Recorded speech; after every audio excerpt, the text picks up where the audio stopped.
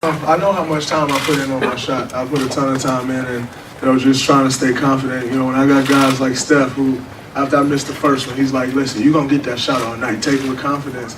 Coach Kerr's been telling me the last couple of days, like, your shot gonna fall. Just keep taking confidence. And even Zaza came up to me before the game, like this whole pep talk about shooting the basketball. Like when you play with people like that, play for coaches like that, and they keep that confidence in you, it help you keep that confidence in yourself. And the big moment helps. You like to be in that moment, so I think that helps a little bit as well. Chris standing on the left. Chris Haynes, ESPN. Dre and Steph, I'm trying not get them both knocked out. Steph, can you elaborate on what happened down the stretch with you and LeBron? And Dre, could you follow with what led to the situation with Tristan Thompson? Just words exchanged on a good block and keep it moving on my end. And it's going to happen. It's going to be chatter. We've got very familiar with each other over the last 4 years. So I guess it's kind of part of the game. But at the end of the day, it's a bunch of nothing. Jamie up front. Excuse me, Dre. Yeah. Nothing.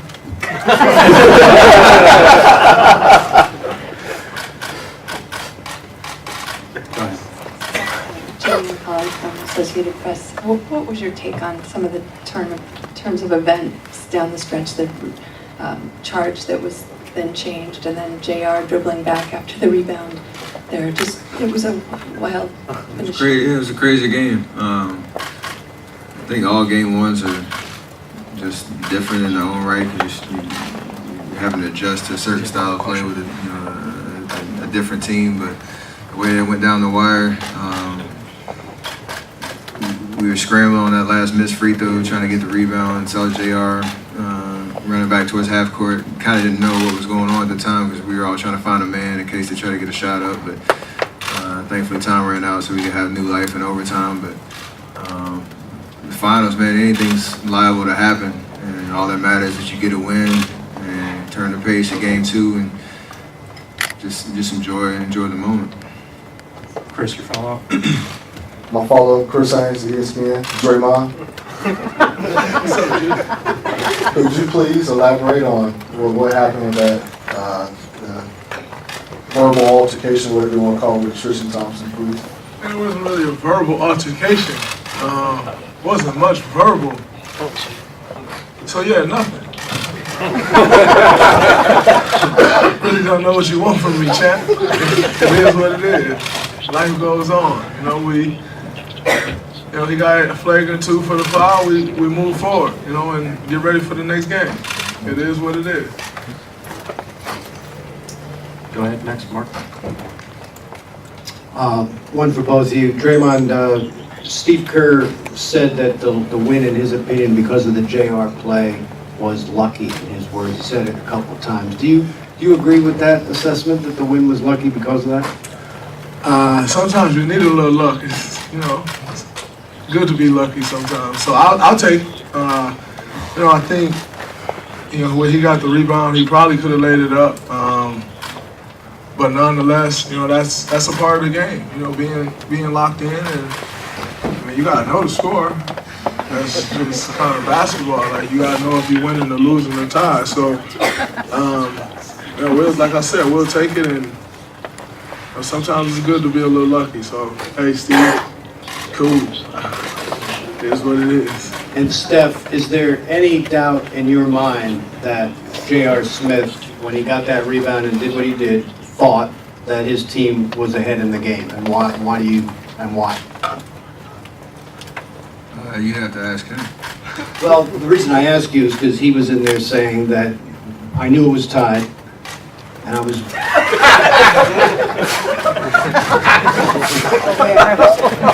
So I'm just wondering, knowing it was tied, how would you now observe what you saw in that situation? I don't know. I guess that further goes along with my theory. I thought he was looking for LeBron. I would have looked for LeBron too. Next question towards the back. Draymond ejected from the court. LeBron James, played pretty good in the regular time, but he just got 2 points in overtime. What's key to defense? I think there was a lot of resistance, and not only some of the shots he really got it going there from 3 in that third quarter, but maybe the fourth quarter a little bit as well. But there was resistance that entire half, and so the easy buckets that he was getting in the first half, they weren't as easy in the second half, and that's over the course of time. You think you play good defense with resistance, you'll get a guy to miss some shots, and we're able to do that. At times throughout that third and fourth quarter and in overtime as well. So we got to come out, next game and have more resistance against him to start the game. But I think in that, that second half, we were much better defensively against him. He's, still going to make some shots. That's why he is who he is. But, some of them, if you play great defense, you can live with. You can't really live with the ones we gave up in the first half. Marcus in the middle. Steph, when the game is getting chippy and edgy and you've got Draymond on your side, he's hyped, what is that like to watch him in this, lather and doing his emotional dominance thing? It's empowering. All the way around. Once again, glad he's on my team.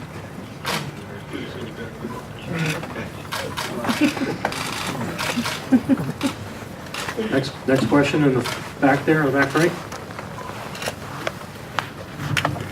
Yeah, what is your opinion of this whole unwritten rule at the end of the game? You're not allowed to shoot at certain times. What do you all think of that? If there's time on the clock and shot clock differential, whatever, play it to the end. I won't think we would get in our feelings if somebody came down and finished out a possession, and got a shot up. Obviously, if they're doing some taunting or doing some crazy stuff, that's a little different. But if you're just playing the game of basketball and finishing out a possession instead of taking a turnover, I don't see any problem with that at all. Guys are out there to finish the game and play the right way, so I think that's part of playing the right way.